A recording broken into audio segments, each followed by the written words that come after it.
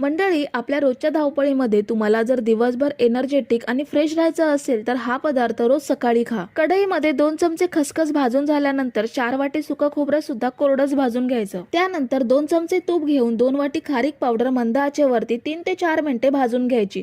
पुन्हा 2 चमचे तूप घेऊन अर्धी वाटी काजू आणि अर्धी वाटी बदाम हलक्या सोनेरी रंगात भाजून घ्यायचे। थोडं थोडं तूप घेऊन 1 वाटी डिंक थोडा थोडा तळून घ्यायचा।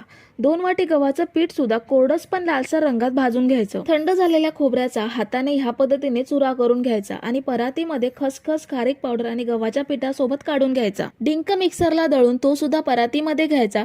ड्रायफ्रूटची सुद्धा जाडसर पावडर दळून परातीमध्ये काढून घ्यायची। त्यानंतर 2 चमचे सुंठ, 1 चमचा जायफळ पावडर आणि अर्धा चमचा वेलची पावडर ऍड करून सगळं व्यवस्थित मिक्स करायचं। कढईमध्ये 1 वाटी तूप घेऊन 2 वाटी गूळ चांगला वितळवून घ्यायचा। गूळ चांगला वितळला की त्यामध्ये मिक्स केलेलं साहित्य ऍड करायचं आणि चांगलं मिक्स करायचं। कढई लगेच प्लॅटफॉर्म वरती घ्यायची आणि मिश्रण थोडं कोमट झाल्यावर लगेच लाडू वळून घ्यायचे।